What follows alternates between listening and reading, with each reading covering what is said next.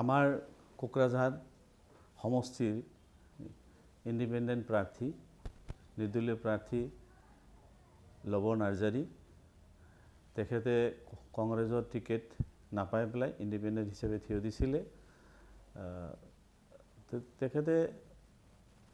এটা খং আছিল কংগ্ৰেছ দলৰ প্ৰতি যে তেওঁ বহু বছৰৰ পৰা তেওঁ সেৱা দলত কাম কৰি আছিল কোকৰাঝাৰ জিলা সেৱা দলৰ প্ৰেসিডেন্ট হয় যেতিয়া তেখেতক টিকেট নিদি পেলাই বেলেগ এজনক দিলে তেওঁ প্ৰতিবাদ কৰি পেলাই ইন্ডিপেন্ডেন্ট হিচাপে থিয় হৈছে কিন্তু তেওঁ এতিয়া যোৱাকালি আমাৰ ৩ নম্বৰ কোকৰাঝাৰ সমষ্টিৰ মাননীয় সন্মানীয় বিপিএফ দলৰ প্ৰাৰ্থী শিউলি মহিলাই ডাঙৰীয়ানীৰ লগত কথা পাতিলে যে বাইদেউ মই আপোনাৰ সম্পূৰ্ণভাৱে সাপোৰ্ট কৰিম মই আৰু মোৰ অনুগামী যিমান আছে কংগ্ৰেছৰ বা বিভিন্ন দল সংগঠনৰ মোৰ লগত যিখিনি মানুহ আছে ভোটাৰ আছে তেওঁলোকক লৈ মই আপোনাৰ হৈ কাম কৰিম আৰু আপোনাক মই সাপোৰ্ট দিম সেই সিদ্ধান্ত মৰ্মে আজি আপোনাৰ ওচৰত আহিছো তাতে শিউলি মহিলাই ডাঙৰীয়ানীৰ কৈছে এটো আপোনাৰ ব্যক্তিগত কথা আপনি যদি আহিব পাৰে নিশ্চয় মই ওয়েলকাম জনাইছো গতিকে সেই হিচাপে তেওঁ আজি ক্লাৰিফিকেশন দিব আহিছে লব নাৰ্জাৰী বহুত ভাল লৰা ডেকা লৰা গতিকে তেখেতে আমাৰ বিপিএফ দলৰ হৈ কাম কৰিব এতিয়া ওভাৰটো লব নাৰ্জাৰী ক'ব এই সম্পৰ্কে ডিটেইলছ ভাই ফাৰ্স্টआव आं बयखौबो खुलुमग्रो आङो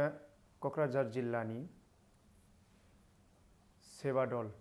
प्रेसिडेन्ट कंग्रेसनिफ्राय आङो सासे नेशनेल कंग्रेसनिफ्राय सेवा दल हिसाबै दंमोन लोगोसे बड'लेण्ड कंग्रेस पार्टी अल बिटिसि नि सासे चिफ हिसाबै आंबो दं बिनिखायनो आं नुहुरदों जे जोंनि कंग्रेसआव मावनायखिनि जायखिनि मावग्राफोर दंमोन जायफोरा मोजां मावोमोन माने मोजां खामानि मावग्राफोरा ओंखारजोब्बाय बिनिखायनो आंबो कंग्रेसखौ नागारनानै दा जोंनिनो बिटिसि नि चिफ हाग्रामा महिलारी सार बिथांजों आङो माने फुल सापर्ट खालामगोन होननानै आं ओंखारबोबाय मानो होनबा आं सासे बिटिसि नि मानसि बिटिसि निनो आं सासे मानसि आरो बिटिसि सिङाव थानानै आङो गावनि केरियारखौ मोजां खालामलांनांगौ आरो लोगोसे रायजो राजाखौबो मोनसे खोथाखौ आं बुंहरो जाहाथे माने गावनि मैल्य गोनां भटारफोरखौ साफा सानैनि गोदाव सोरावाव होआबासिनो फैगौ 9 एप्रिलाव आंखौ सापर्ट खालामग्राफोरा बयबो आं जायखौ सापर्ट खालामदों बेनोनो गासिबो माने भटखौ होगोन होननानै आङो मिजिंथियो मानोना आं सासे कंग्रेसनि सासे मानसिमोन आरो जोंनि बर'फोरनिफ्राय कंग्रेस मावग्राफोरखौ मोनसे खोथाखौ आं बुंनो सानदों जे कंग्रेसआव जोंनि बर'फोर सासेबो गिदिर मानसि गैया कुनु मन्त्रि कुनु माबा गैया मानोना दानि समाव आरो दानि स्टेशनाव जोंनि बर'फोर मानसिफोरा सासेबो मन्त्रि गैया कंग्रेसआव दा गोदो दंमोन किन्तु दा गैला आरो बिनिखायनो जोंनि बर'फोर लिडारानो गैयाबा दा जोंनि बर' मानसिफोरा कंग्रेसआव दा बारसोम बेनिखायनो कंग्रेसआव जिबनावबो दा हो बेनिखायनो आं मोनसे खावलायहरनाय थाबाय लोगोसे आङो बयखौबो बुङो जुदि कंग्रेसआव होयोबा गोदोनि जाना थांनाय जाथायफोर बेखौ फार्स्टआव खेनसे सानहरग्रोनांगोन जे कंग्रेस फैयोबा मा जाबावगोन दा जाखिनि सान्थि दं मोजाङै दं मोजां सोलिलांगासिनो दं जे जोंनि भारतआव मोजां सिचुएसन दं जे बयबो गावबाव लामाखौ मोजाङै मोजां केरियारफोरखौ बानायना लांनो हायो बिनिखायनो आङो बयखौबो बुङो जे जोंनि बेसांखिनि बर'फोर दं कंग्रेसआव थायाबासिनो गासिबो नांगौबा बिटिसिआव जाय बिटिसिनि चिफ दं बे सारजोंनो लोगो हमनानै मोजां रायलायनानै माबा मोनसे गावबाव केपासिटिफोर बिनानै ला बा माबा मोनसे मावनो थाखाय नाजा बिटिसिजोंनो गोरा गावनि बर' हारिखौ थांना थानो थाखाय माबा मोनसे सुबिदा बायदिखौ बिना लानानै बयबो सापर्ट खालाम बिनिखायनो आं बुङो क'क्राझार जिल्लायावहाय आं केन्डिडेट हिसाबै दंमोन देग्लायनि बे बिसायख'थियाव आंबो बाहागो लादोंमोन खिन्थु आं दा इन्डिपेन्डेन्ट दं हिसाबै आङो इन्डिपेन्डेन्टखौ गेलेयाबासिनो आङो दा मा खालामनो नागिरदों आङो सेउलि महिलारि बायद'खौ आङो फुल सापर्ट खालामसै होननानै आङो ओंखारबोनाय जाबाय आरो ओंखायनो बयखौबो जोंनि कंग्रेसनि खामानि मावनायफोर बिदा फंबाय बिमादैमोन बिब'मोन बिबाजैमोन बयखौबो आङो बुङो जे कंग्रेसआव थायाबासिनो बयखौबो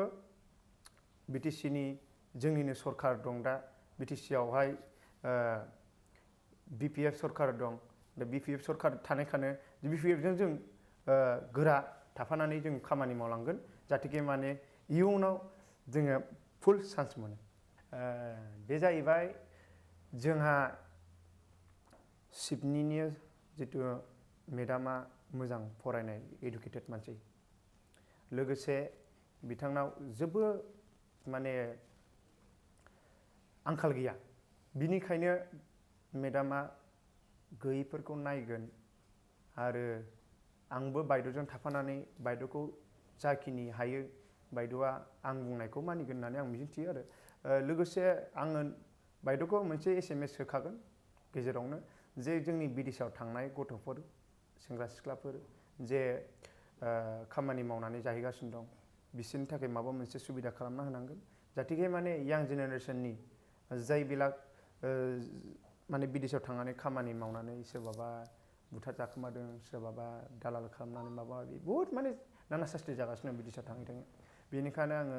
जोंनि दा आंहा बांद्राय केपासिटि गैया जे आङो रायजो राजाखौ गासिखौबो बुथुमजोबनानै जे आं गाव निजे माने केन्डिडेट दारायनो थाखाय दंबाबो आं माने बे समावहाय आं एसे नेक्स्टआव आङो गावखौ आं माबा मोनसे खालामनानै दारायगोन होननानै आं मिजिंथिबावो जे आङो नैबे बारावहाय सेउलि बायद'खौ बेसांखिनि आंनि सापर्ट दं कंग्रेसआव जा गुबुन दस्रायावनो जाथों बिसोरखौबो आङो बुंनाय जायो जे सेउलि बायद'खौ एबार खेनसे देरहाहोनांगौ मानो होनबा बे निउ केन्डिडेट मानो होनबा निउ केन्डिडेटखौ जों चान्स होनांगौ बयखौबो जों माने ओंखायनो सेउलि बायद'खौ फुल सापर्ट खालामनांगौ मानो होनबा महिलाफोरनि गेजेरावहाय महिलाफोरनि जानाय जिखिनि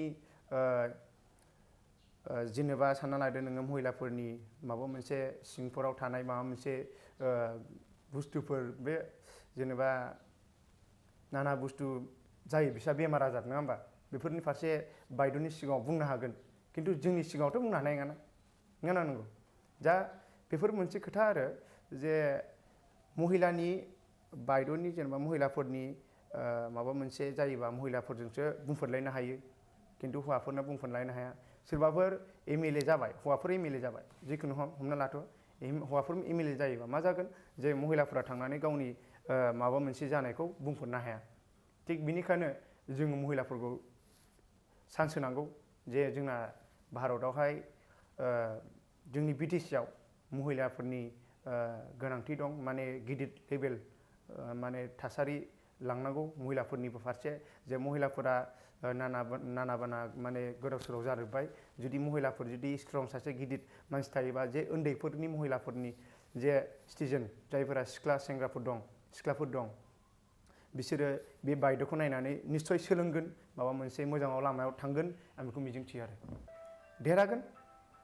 बियो निस्सय देरहागोन मानो थाखाय देरहाया होनबा बियो देरहानांगौ आङो बेखौ फुल सापर्ट खालामगोन लोगोसे बायद'खौ आङो मिथिखायो माने देरहागोन होननानै आं मिथिखाबाय मानो होनबा रायजो राजाया मिथिखानांगौ जे दा सोरनि सरकार दं जायजों सरकार दं बेजों था बयबो मानोना सरकार थानाया गासिखौबो सलिउसन खालामनो हायो ओंखायनो सरकार थानायजों था बयखौबो आं मोनसे खावलायनाय खोथा माने गोदाव सोराव दाजा गावखौनो गाव जे सरकार गैयाबासिनो आं बिजों थागोन होननानै साननानै लाब गैया ओंखायनो सरकार गोनां थानांगौ आरो अब्ला जों मा मोनगोन जे उन्दैफोरनि सुबिदाफोरखौबो जों लाबोनानै रानना होनो हागोन बा जोङो बयखौबो जोङो सुबिदा बायदि होनो हागोन आरो ओंखायनो जोङो सानदों आंनि बेसांखिनि भट दं भटारफोरा आंजों सापर्ट दं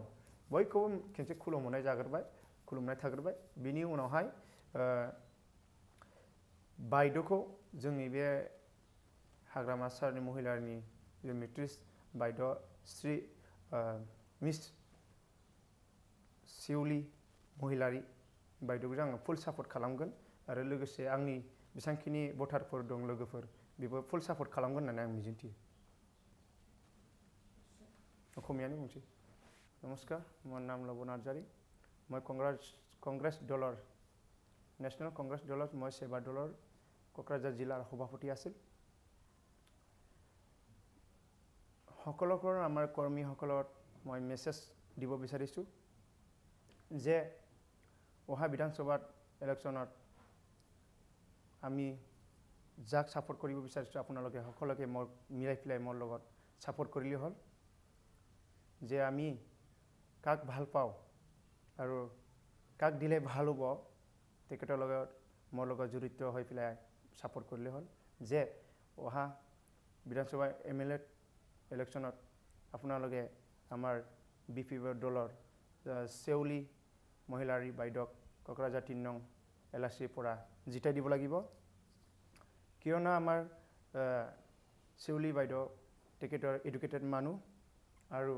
সকলোক মই জনাইছোঁ আমাৰ BTC এৰিয়াত আমাৰ চৰকাৰ আছে BPF চৰকাৰ ইয়াৰ কাৰণে আপোনালোকে জানিব লাগিব যে যাৰ লগত চৰকাৰ আছে তেখেতৰ লগত ক্ষমতা আছে বুলি আপোনালোকক মই জনাইছোঁ আৰু যাৰবিলাক চৰকাৰ থাকিব সেইবিলাক ভাল কাম কৰিব পাৰিব ইয়াৰ কাৰণে আপোনালোকক মই জনাইছোঁ আপোনালোকে হেফালে নোহোৱাকৈ আমাৰ লগতে জড়িত হৈ পেলাই আপোনালোকে সাপোৰ্ট কৰিব লাগিব যে আমি এজন কংগ্ৰেছৰ কৰ্মী আছিল তাৰ পিছত মই নিৰ্দলীয় হিচাপে মই কাম কৰিছিল মানে টিকেট বিচাৰিছিল মই কিন্তু টিকেট পোৱা নাই তাৰ কাৰণে মই এই বছৰৰ মই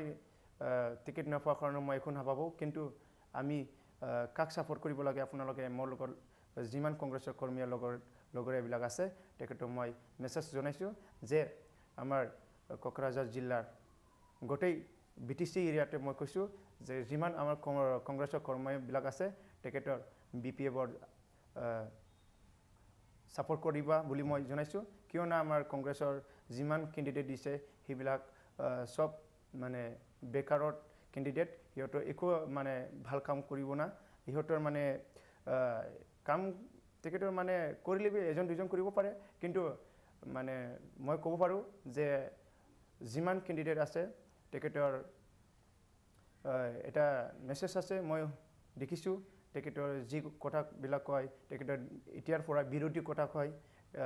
ইয়াৰ কাৰণে মই জনাইছোঁ আমাৰ BPF দলত আপোনালোকে সাপোৰ্ট কৰিব লাগিব বুলি মই জনাইছোঁ আৰু লগতে আমাৰ যিমান কৰ্মীয় সেৱা দলৰ আছিল তেখেতক মই জনাইছোঁ আমাৰ কংগ্ৰেছৰ সেৱা দলৰ যিমান কৰ্মী আছে সিহঁতৰ ফুল সাপোৰ্ট কৰিব লাগিব BPFৰ দলৰ আৰু